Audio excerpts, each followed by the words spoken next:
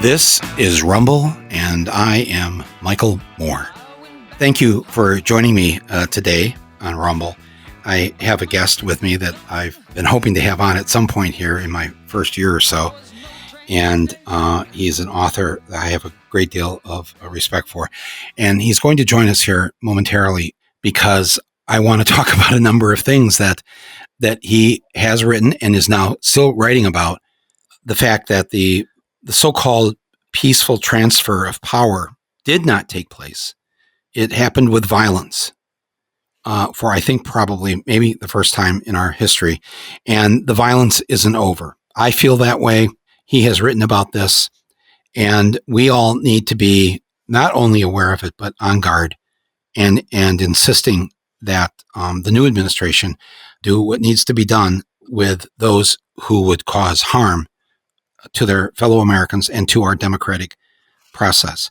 In the midst of this going on, and Trump making his return this coming weekend when he speaks at the CPAC, Conservative Political Action Committee, down in Orlando, Florida, it won't feel good. Let me just tell you that in advance. It won't to see that he has not gone away. He is not just on the golf course. And this week we saw the USA Today poll that said that 73% of Republicans believe that Joe Biden is not the legitimate elected president of the United States. 73% of Republicans. And I believe it also said that 48% of Republicans, if there were something called the Trump Party, would vote for the Trump Party in the next election, not the Republican Party. Only 27% of Republicans said they would vote for the candidate from the Republican Party if they had the choice to vote for the Trump Party. So we're not out of the woods. You already know this. You saw the 74 million votes that Trump got after Trump showed them what he was made of for 4 straight years. And that resulted in him getting 11 million more votes than 4 years ago. So we're going to talk about that, and also what the death of Rush Limbaugh, what that means, and how did all this sort of happen? So when you look at the totality of historian Rick Perlstein's work, it becomes obvious that events such as the presidency of Donald Trump and the violent cop-killing mob of January 6th were not random occurrences that just happened out of nowhere.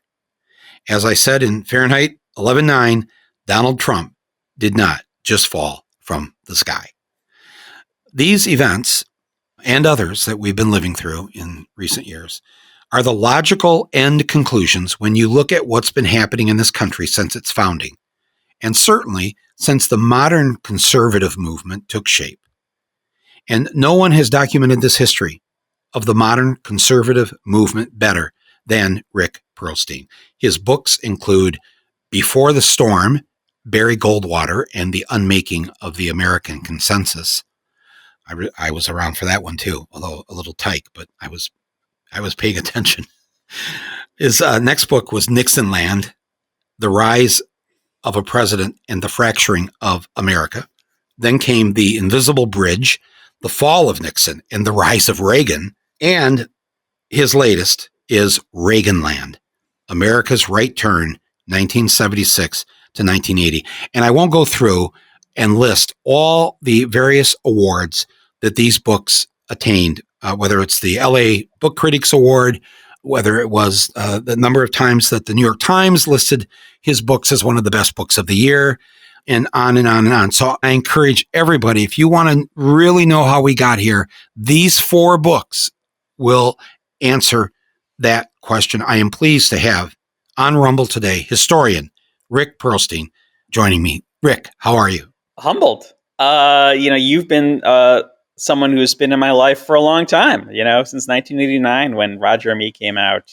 And I've had the privilege of talking to a lot of famous, distinguished people, but I've rarely been nervous for an interview. Oh, no, yeah, no. With a glass of rum in front of me. Oh, no.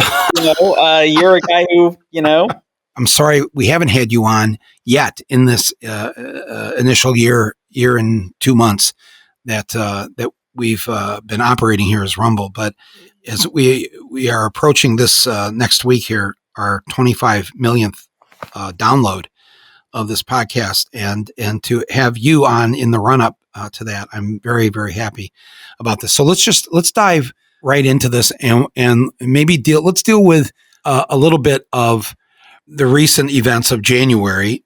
Take us through how we ended up here, because I love your version of this.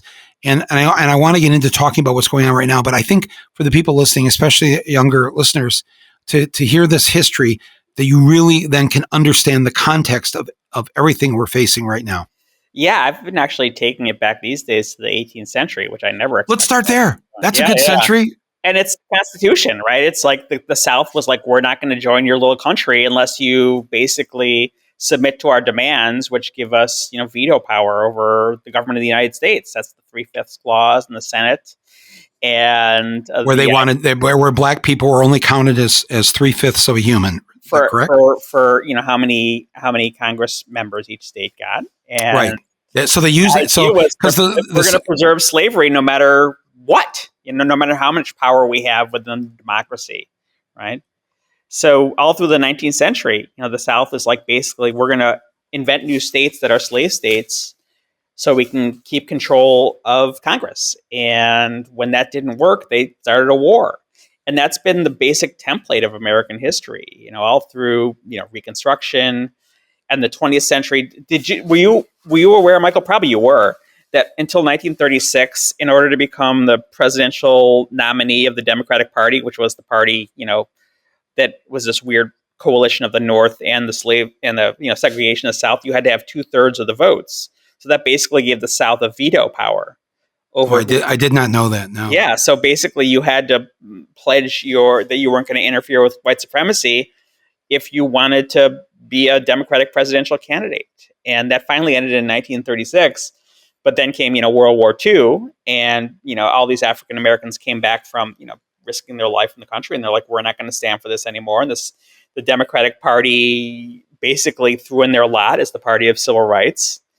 Hubert Humphrey said, it's time to move out of the shadow of states' rights and into the sunshine of human rights. And the South walked out of the convention. And, Brown versus Board of Education happened. And the same thing that happened in the 19th century happened, which was basically like, if they weren't able to control the country and have a veto power over white supremacy through political means, they use violent means, right? And that was all the stuff we see in all those historical documentaries: fire hoses, police dogs, sheriffs beating people when they tried to march for voting rights. And that's where Barry Goldwater comes in, basically. The Republican Party chooses in 1964, although really it was kind of the reactionary element in the Republican Party that used all sorts of chicanery to, basically make a minority position into the majority position. They nominated a guy who voted against the Civil Rights Act, voted for states to have the right to pass laws to say, you had to go to this bathroom and the other people had to go to the other bathroom, right? You had to go to the back of the bus. And the thing I've been telling people, the quotation, the one sentence that explains exactly how to understand American history ever since, was one of Barry Goldwater's delegates from Texas said after Goldwater won that nomination, "We just moved the Mason-Dixon line clear up to Canada." In other words, we made Southern politics, which was based on conspiracy theories. The civil rights movement was inspired and directed from Moscow, was based on totalitarianism, a one-party state, was based on white supremacy. We turned that into the national politics of an entire political party. And the same dynamic kept on obtaining, right? If they could, manage to preserve white supremacy and the kind of corporate, kind of dominance through politics, through gerrymandering, through the Senate, they were perfectly happy to do that. And then what we saw on January 6th, 2021 was that same pattern playing out again, that when they weren't able to preserve it through politics, they did it through violence. This is the same sort of people, right? The same idea, the same energy that saw, abolitionist newspaper editors in my own state of Illinois in the 1830s lynched, right? Their printing presses thrown into the Mississippi River. This is the same idea. And the idea that, Donald Trump, enunciated when he went down that escalator in Trump Tower and said, Mexico is sending its rapists. That crazy conspiratorial idea that anything that disturbs white supremacy must be some conspiracy that, swore the outsiders are visiting upon us. And, luckily, we defeated it this time, but it never really goes away. It never goes away. Liberals often declare these ordeals of American white supremacy over every time, the side of liberalism wins. But as you say, these people are girding for their next battle. They're girding for the next battle, and we have to be very, very vigilant. So in this recent thing that you wrote, that don't think that the violence is over. Don't think this is a one-off. January 6th was not just a one-off, and Trump himself isn't ready to go away. And a lot of those who participated in January 6th have written in social media and elsewhere, they consider that day, it'll be a historic day for them. Yeah. It's almost their July 4th that was a victory. They made, and there's video of watching senators run for your life, because we, the people, are in charge. Right. And the whole point of having a constitution, right, is constitutions are machines for governing without force, right? That's the whole point of the rule of law, that, without that, it's just the person with the biggest club, right? And that's the kind of politics these folks are embracing. And, Donald Trump's whole, kind of vision of the universe that, like you say, half the Republican Party or more is embracing, is this idea that anyone who doesn't pledge fealty to Donald Trump immediately casts themselves into the outer darkness as part of this dark conspiracy to destroy not Donald Trump, but you, right? You as an American citizen. And the Republican Party has been pretty much complicit all the way. Right. And one of the things I write about in this series of 4 books and thousands of pages was the careful kind of negotiation that the Republican Party has always followed between a politics of respectability that they could kind of present to the gatekeeping elites of the country, balanced by this sort of understanding that if they weaponize the darkest impulses in human behavior, they can maintain power.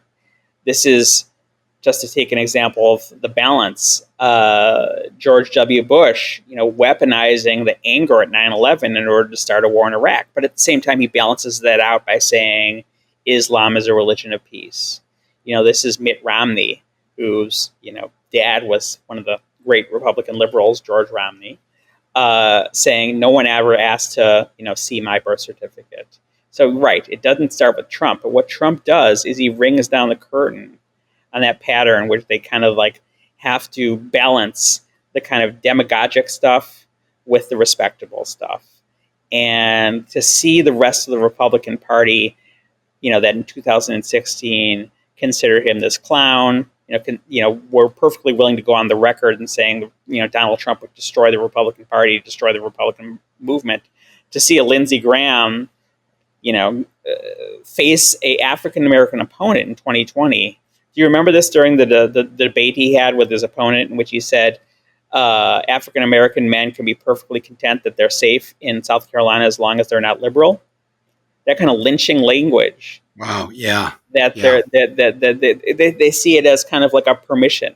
They feel liberated, and the problem is, as they gave up on having a majority coalition long ago. Right? They're trying to govern in the same way that the South did in the 19th century, by kind of gaming the rules. One-party state. The Republican, the conservative, reactionary part of the country, we're always able to use the loopholes that kind of derange our democratic system in order to maintain party power, whether it was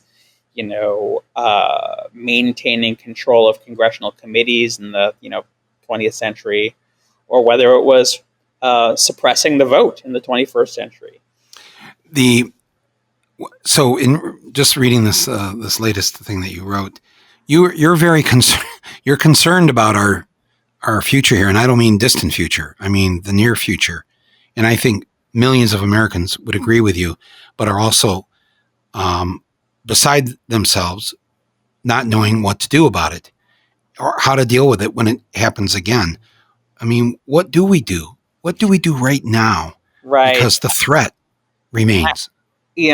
Oddly enough, I'm, maybe it's just because I'm an optimistic person. I'm pretty optimistic about the situation right now. And one of the weird ironies of history, and I'm very much, into the ironies of history. You never can predict what's going to happen next. Is that Joseph Robinette Biden has this remarkable opportunity to kind of educate the public about what the government can do to make life better for ordinary Americans, right? I mean, literally, he's in a struggle to allow the grandparents of America to hug their grandchildren, right? That's what the COVID vaccination is about, right? Right. The idea that governing well in the interest of the vast majority of the people, in the face of things like the smoking ruins that kind of neoliberal economics has visited upon the state of Texas, right?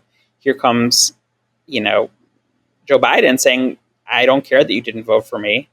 I'm going to declare a disaster area and use the powers of the federal government to, literally save your lives, right? It's not going to convince everyone because, it is very cult-like, right? I mean, one of the things that, you mentioned Rush Limbaugh, one of the things that he, taught his tens of millions of listeners was that anything a liberal Democrat does that seems to be humane is actually a con, right? It's actually the opposite, right? It's like the devil is the great deceiver, right? The Democrats are the great deceivers, but he's not going to convince everyone. But on the margin, right, they're going to be people who kind of peel off and kind of be deprogrammed from this awful, hateful politics.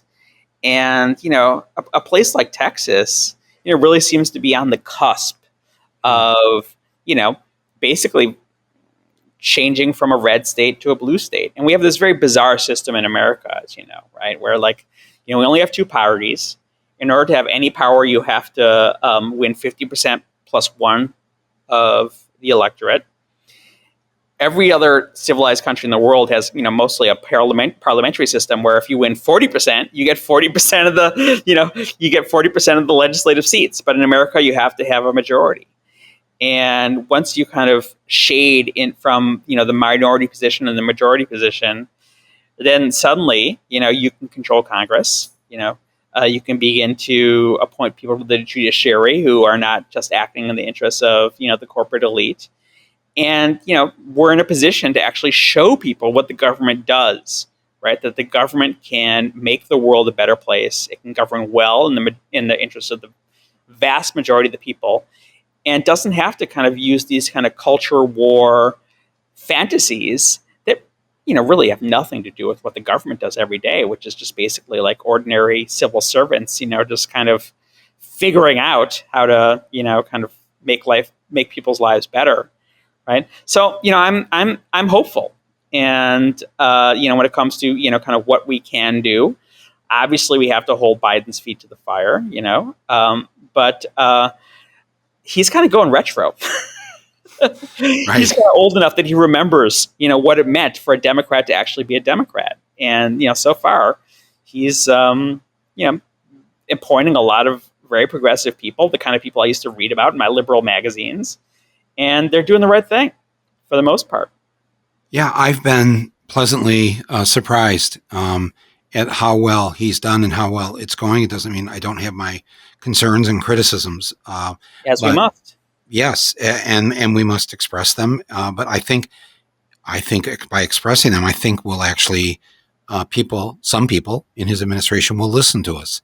And that's, as I've said from the beginning, since November, really, it's better to have the ball and be on offense.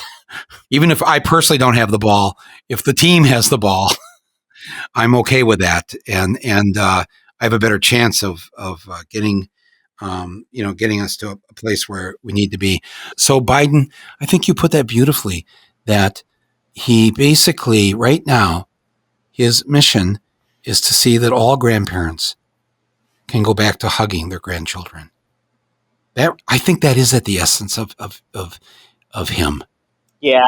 Okay, so he's not a great intellectual thinker on the left, but maybe what we need right now is a hug. Maybe our kids need a hug from their grandparents, and we'll take this step by step, because we have to get rid of this. And I love your optimism too, considering you're the one who wrote the book on Goldwater, Nixon, Reagan, and the horror that we've had to deal with because of their policies. And yet you're an optimist. But as soon as you said that, I thought, I gave the statistic this week of 73% of Republicans don't believe that Biden is the actual elected president. But it also showed that nearly 20% of Republicans believe that Biden is the duly elected president of the United States. So already at 20% of his 74 million, and yet they're only like 40% of the electorate, right? Yes, yes. Thing, right? But I'm just saying there's 15 million of the 74 million that voted for him disagree with him and the crazies who say that Biden's not the president. That's 15 million Trump voters disagree with that thinking and are willing to say, yes, he is my president of the United States of America. Yeah. And whoever's idea it was to have some kind of like old white grandpa, who, you've ever heard this phrase that, Joe Biden's superpower is that whatever he says immediately sounds like the kind of reasonable center of American opinion, right? Yes. But I think, but also I think it was Axios that wrote how that may be his position and how he's positioned himself. And those are his words, but his actions are to the left. Right. His actions are progressive. Constantly. And right. I mean, that's the weird thing about it. It's like, one of the things that kind of, my New Year's resolution was to increase operational trust between the center and the left of the Democratic Party, and even people who are to the left of the Democratic Party, right? Because civilization is in the balance, right? I mean, we're literally talking about the fate of the planet here. Right. And, we get these like nominations, like, oh, wow, the guy who's, the counsel, the chief counsel for the Office of Management and Budget, which sounds like this incredibly boring bureaucratic job, that has, who the hell is that? It turns out to be this guy who's like this, law professor at the University of Michigan, Sam Bagenstos, who's been like, this champion of civil rights for decades, and to see them kind of like inside the tent, pissing out instead of outside the tent pissing in, look, like I say, it's all on it's up to us, right? I mean, we have to be vigilant. But, once people realize, once people are educated, that, the force of the American government can be can be something that can make their lives better in a material way. It's very hard, and even the kind of nomination hearings we've had for, kind of Merrick Garland, for example. First of all, this is a guy who, even though he's hardly a leftist, he cut his teeth prosecuting the militia movement in the 1990s. Right. And this is a guy, you saw this kind of very diffident attempt on the part of the Republican senators to kind of paint him into the corner using their kind of culture war narratives. But it was really quite half-hearted, right? I mean, you got to remember politicians are very selfish people, and they're kind of desperate for approval. And, they're not getting enough approval from the crazy stuff. And, look at Mitt Romney, right? A guy with Michigan roots, right? Mitt Romney proposed a child allowance for every American who has a child that is actually more generous than the Biden administration proposed. I can live with that.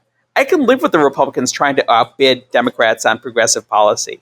That's the kind of stuff we saw in the 1950s and the 1960s. Right, This guy right. is clearly a guy with his finger in the wind. I wrote about how in 2004, when he announced his presidential campaign, he did it in at Dearborn Village, and he did it in front of an electric car. And he started talking about his dad, who you remember, took on Detroit and its gas guzzling dinosaurs. By 2008, he's a global warming denier. But these people are putting their fingers in the wind. Who are these kind of bellwethers of opinion? Some of them are willing to kind of join us in the 21st century, and that's very encouraging. Right, right. Yeah, no, Mitt's dad was. He was a good one. Back.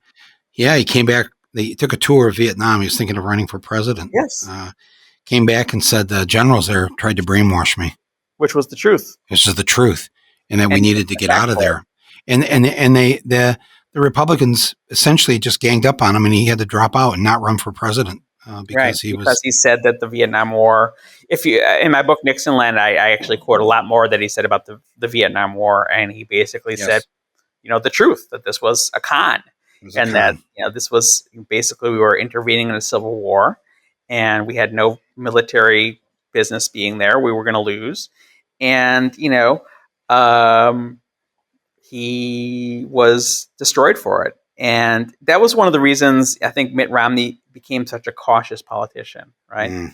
But he's a cautious politician, and cautious politicians are the ones to watch because they're the ones who tend to turn on a dime when public opinion shifts. Right. And that's what we're seeing. And maybe the rest of the people who are casting their lot with Donald Trump and the insurrectionists, maybe they're the ones who are going to be laughed at in the long durée of history. Of course, they're also the ones who have the guns. So that's, again, why we have to be vigilant. But not just vigilant. What else? What does the Biden administration? What do they need to do to protect us from what I believe are probably thousands and thousands of people heavily armed, and they have to put people in jail, right? I mean, it's if you commit a felony, you can't own a gun, right? And I think that can really put the fear of God in some of these people, and you already see they're squealing like pigs, right? I mean, they're saying, "Oh, Donald Trump made me do it," yada, yada, yada, yada, yada, yada, yada. It's like, a hanging, Dr. Johnson said, tends to concentrate the mind, right? Yeah. And people point out that these are the people who believe that there's some kind of deep state. Well, there is a deep state, right? It's the deep state we created after 9/11. It's the national security state, and they're running into the buzzsaw, right?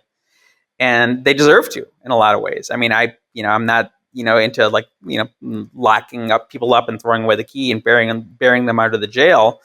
But, the fact that lots of, white people are experiencing what African Americans have, experienced since the beginning of this country, which is basically, the full force of the government, that's going to have an effect. And, I think prosecutions are very important. It would have been great, if they'd also prosecuted, the bankers who, made it impossible for people to own a home. Right? We blew that opportunity.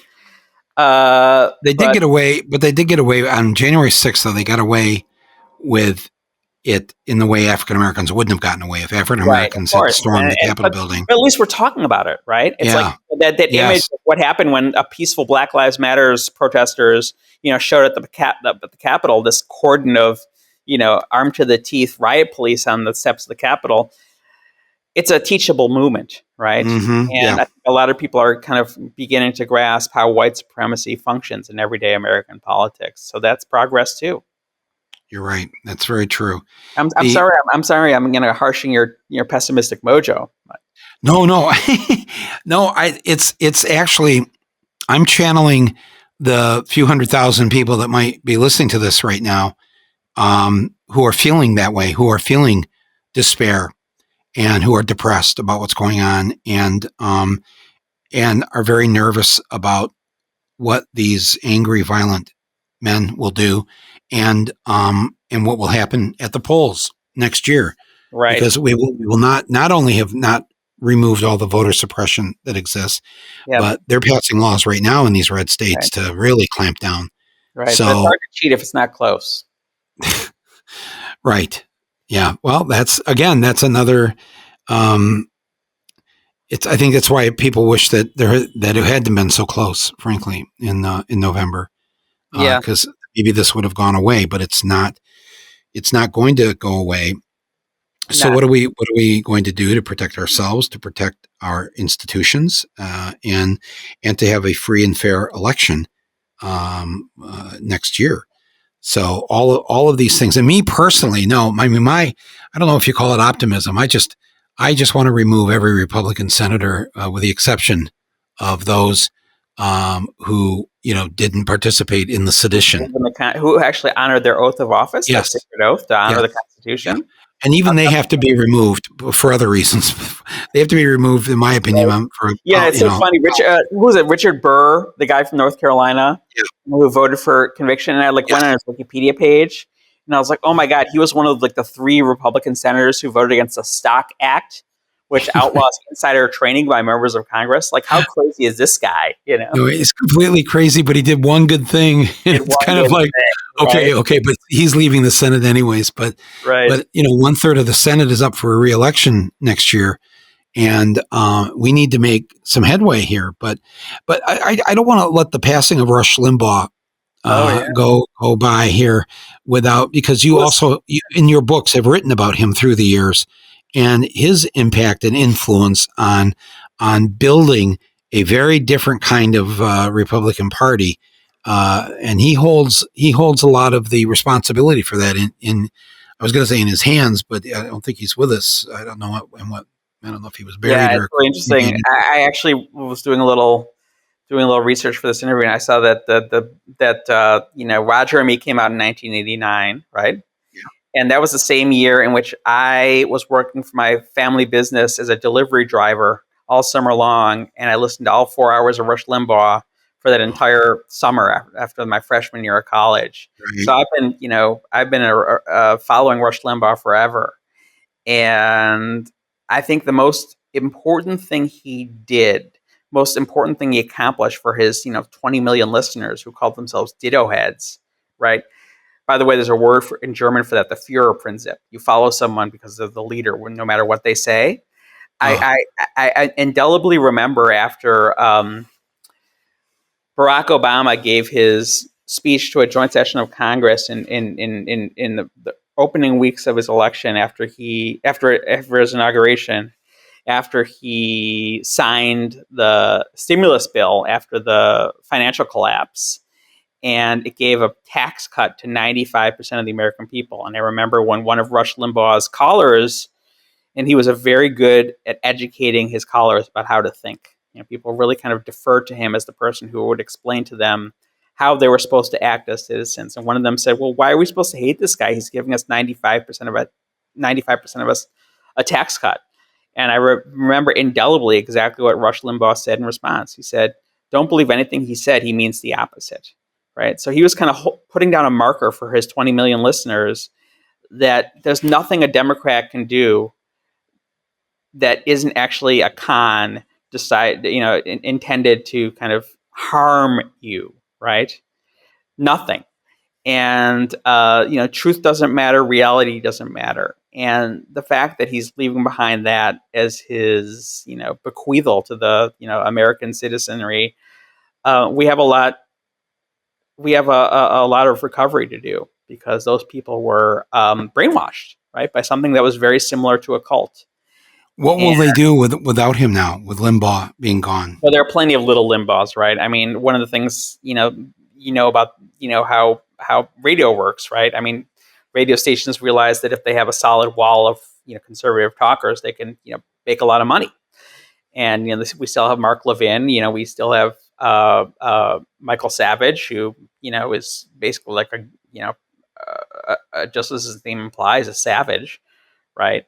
And these guys are pumping the same poison into the airwaves that they always did. And the only response we can do is, now that we control the government, is governing well and compassionately in the interests of the broad majority. And we're not going to brainwash. We're not going to, deprogram all of them, but we can shake some people off at the margins, and especially the young people. It's like when I think about young folks, teenagers watching the impeachment trial, right?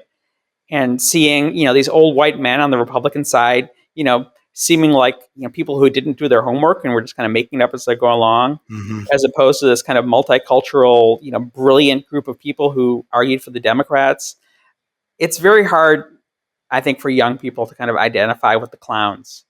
And, we have this generation coming up, and the Democratic Party has to basically put a lot of effort into winning their loyalty, because when you win someone's loyalty as when you're young, you get their loyalty for the rest of their life. So they have to do things. I would love to see Biden turn the corner on forgiving student loans, right? That would be a very important thing that he can do. And, I think that people have to be turned into loyal members of the Democratic Party. But Democrats, in order, they have to hold up their end of the bargain. They have to deliver the goods. And they're pretty sensitive, like I like to say. Politicians are very, they're the people who want to be loved by everyone. So when the town hall last week, I don't know if you saw it with Biden. I missed it. Yeah, so there was a young adult woman, who said that your $10,000 forgiveness on student loans is not enough. We are all in horrible debt. Many people, upwards to 100,000 or more. Yeah. And she said it's got to be 50,000. And he grabbed the mic and he said, "No way." He just like shot her right down. And I was like, "Oh no, don't." Well, that say as kind grandpa, not Grandpa Clint Eastwood in Gran Torino, where it's get off my lawn or I'll shoot you. Right. And it's I hope like maybe somebody showed that to him or just said, no, listen, this is not you. Yeah. She wasn't asking for some kind of weird handout here. This is right. This young generation in their 20s is never going to be able to buy a house or live a normal life. Yeah. And, I mean, I give Biden a lot of credit for, kind of, changing from a neoliberal to a liberal, basically. It's hard for an old person to change. But, a lot of people don't really grasp in that generation, that college was free for them or very cheap, know. And of course, want to tell the young people that Reagan was the guy who, was the first person to initiate tuition at the University of California, right? Right. And that was one of the factors that built the middle class, right? California became the fourth biggest economy in the world because of free college, right? Right. So, No, I just think the more encouragement that people can give the Biden administration to do these things that will help people, that will help young people, that will help women so they can be paid the same as men. Just go down the list of things. Paid family leave, right? Yes. Daycare. Yes. And I believe, like you said, the ones that are on the margins who are Trump supporters, maybe not supporters even, they voted for him.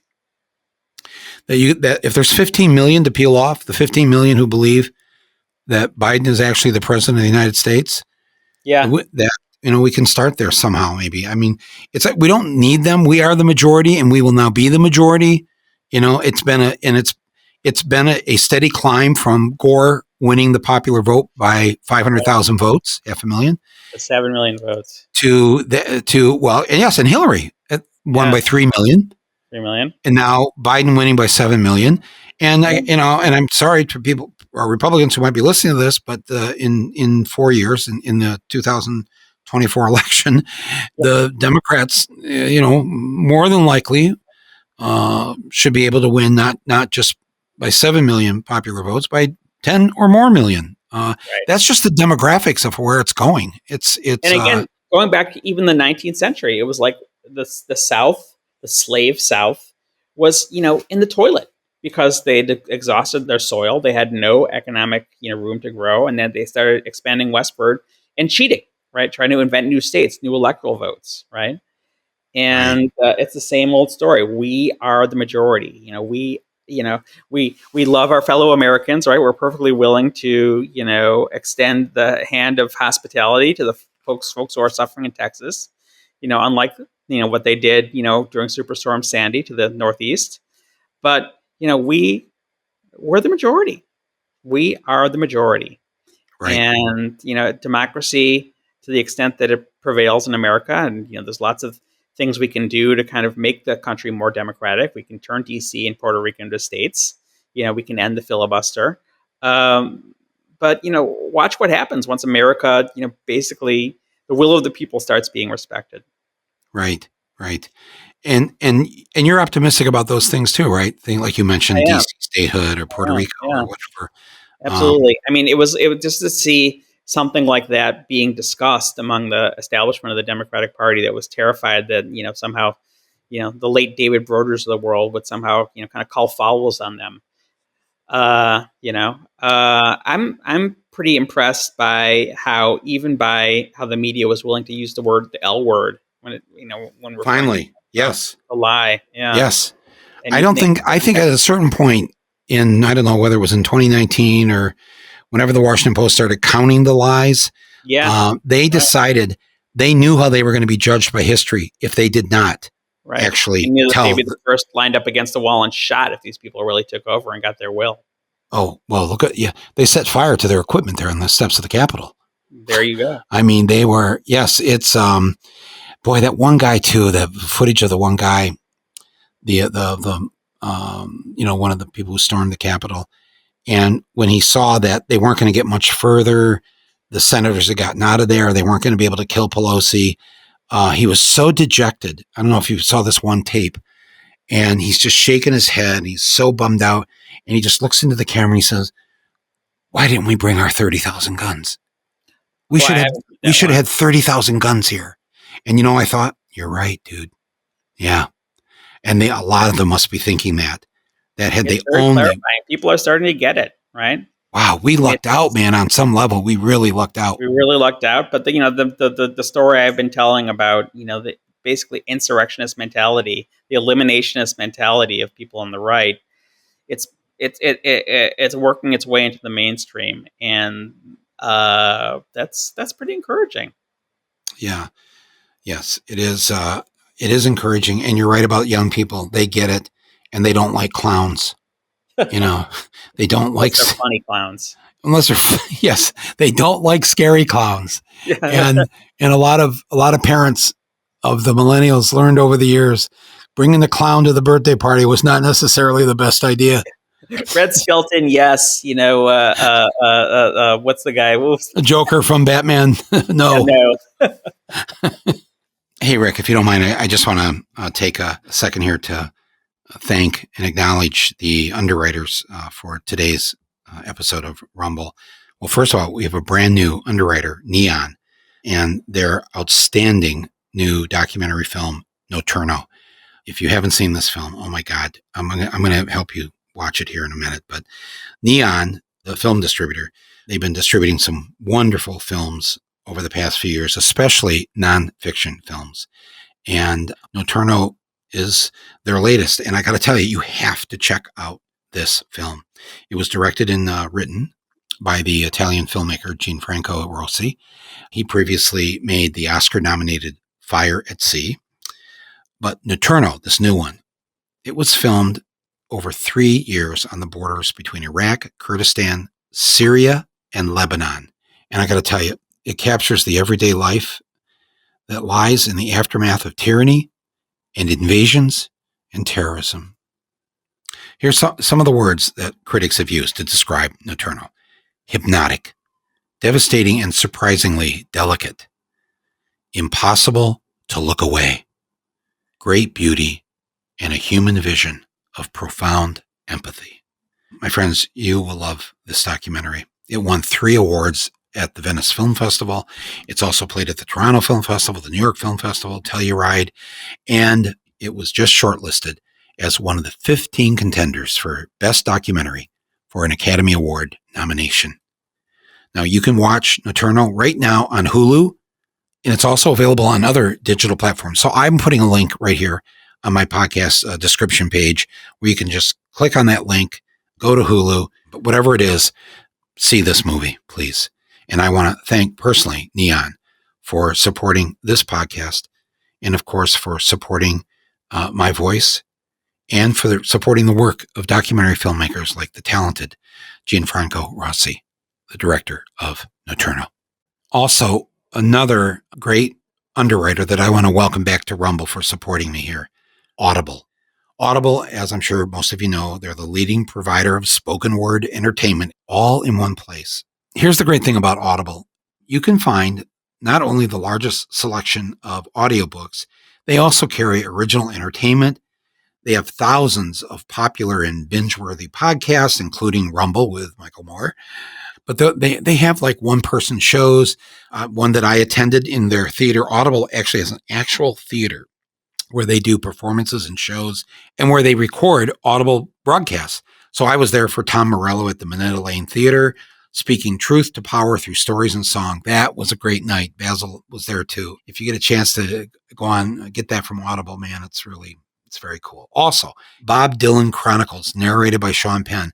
I'm going to just tell you right now, that is my favorite audiobook of all time. Sean Penn channeling Bob Dylan, actually reading Bob Dylan's words in Bob Dylan's first part of his autobiography called Chronicles. Man, if you have not heard that, it's a great book written by Dylan, and it's a great read by Sean Penn. Audible also has the autobiography of Malcolm X, narrated by Lawrence Fishburne, and it has my book, my sort of autobiography called Here Comes Trouble, Stories from My Life. So you can pick up that. It's maybe of all my books, it's probably my favorite because I got to write 24 short stories based on incidents and things that happened in my life. And it was such a fun ride to write that and to have so many people read it. So for listeners of this Rumble podcast, you can try Audible for free for 30 days. Just go to audible.com/rumble or text Rumble, RUMBLE, text Rumble to 500-500. That's it. Audible.com/rumble or text Rumble to their number, 500-500, and you'll get a free 30-day trial of Audible. And I want to thank again Audible for supporting my voice and for supporting this podcast.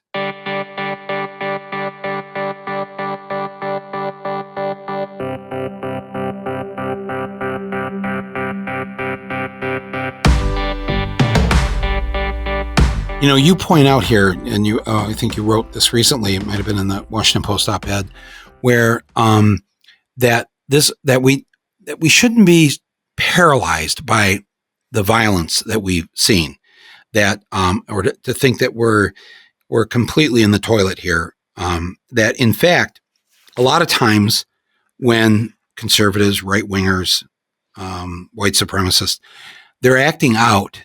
They're not so much out of strength, but something else. Can you just get into that a little bit? Yeah, I think it's the metaphor of the cornered rat, right? They're the most dangerous. But, we're dealing with a media environment, right?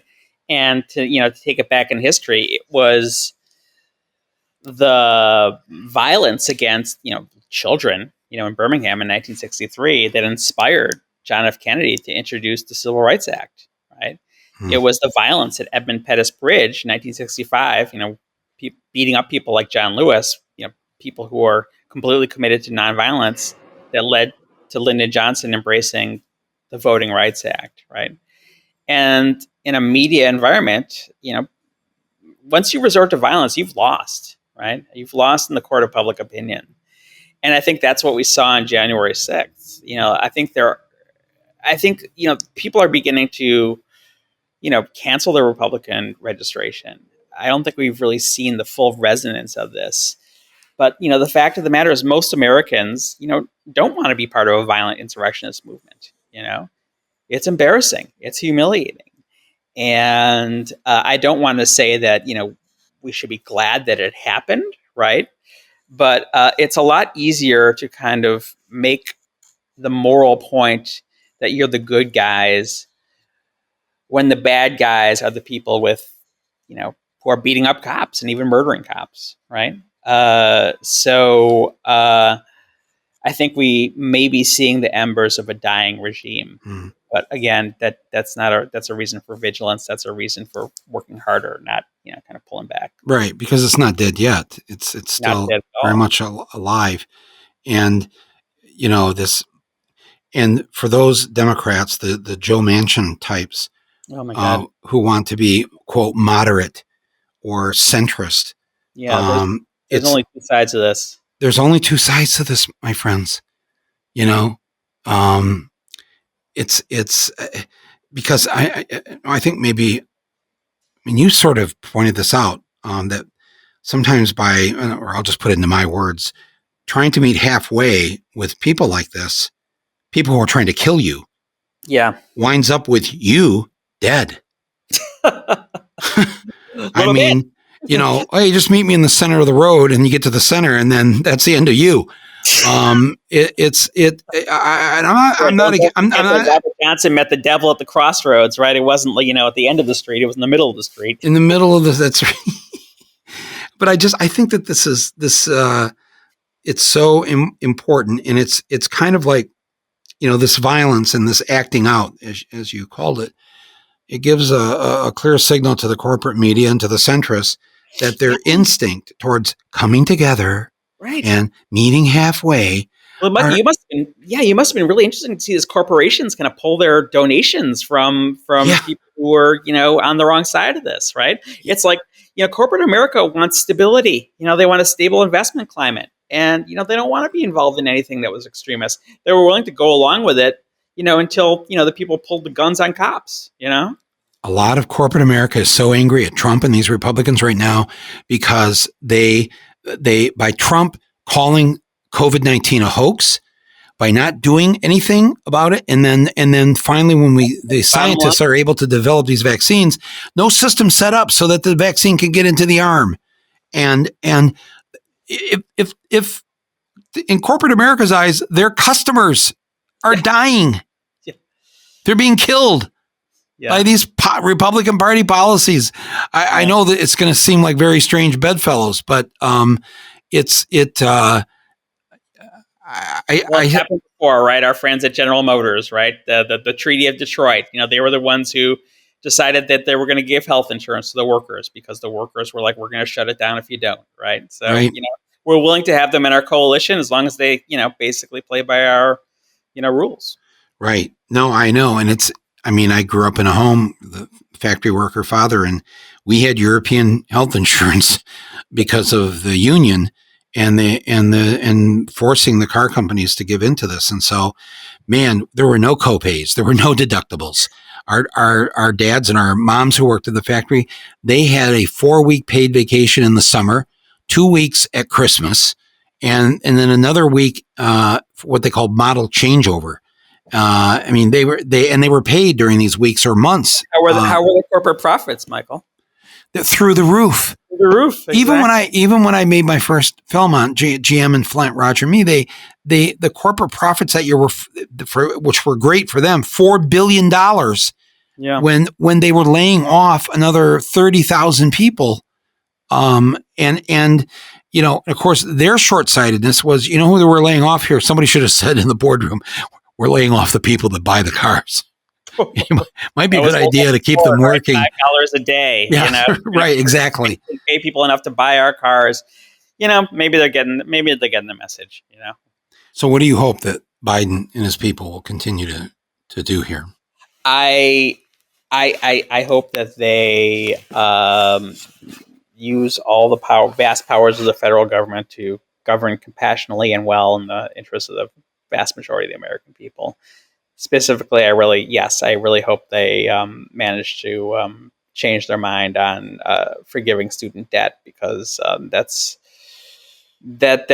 a win-win for everybody, except for the people who own banks, and they're doing fine. They're doing great. Don't worry about them. Yeah, they'll be good. Hey, I'd like to conclude by, I want to read the final sentences of this piece you wrote here recently, because I thought you really summed this up very nicely. You wrote, "This year, neither the most frantic conspiracy theories imaginable, nor a fresh new outbreak of 1950s vintage electoral college chicanery were enough for the political wing to prevail. One of America's founding traditions, however, does endure. A rump reactionary minority insisting that the nation is nonetheless theirs to rule by right. Their politicians having failed them, it should be no wonder their paramilitary wing charged into the Capitol behind a Confederate flag to finish the job. Wow. Mm. That is so beautifully written, and it acts as it's both an optimistic take on how we can deal with this, but it's also a warning that democracy is fragile. Yeah. And this kind of behavior must be met. The fact that the Confederate Army, Robert E. Lee and Jefferson Davis and all of them, for 4 long years could not get that flag across the Potomac River and into the United States Capitol in the way that the insurrectionists did on January 6th, where they walked through there with that Confederate flag, trying to finish the job that the Confederacy had started some 160 years ago. It was one of the saddest sights to see that guy with that flag going through the building and not wanting to believe that the Confederacy is ever going to win. That I know the country I live in, and I know the majority of its people are not that way. And so if we choose to not be silent, if we choose to involve ourselves, engage in our democratic processes, we shall overcome. We will overcome. And we have overcome on many levels, over and over and over again, only to find out that the job isn't done yet. And I think, and I personally want to thank you for these books that you've written about America in the modern conservative movement and understanding it from Goldwater through, just 4 years after Goldwater, Nixon and his people, they figured it out. They got elected in 1968. 12 years later, Reagan is elected.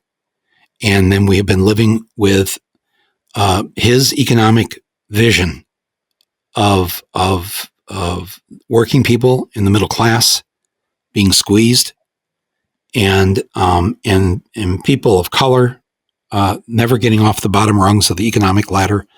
I think a lot of people listening to this, we want this to change. And now that, like I said, we have the ball. Let's run. Let's go for it. Let's do it now. As Biden's been saying, let's go big. Or his other favorite saying of mine, come on, man. I love that. Come on, man. But Rick, thank you for all your good work and helping us understand the moment we're in right now.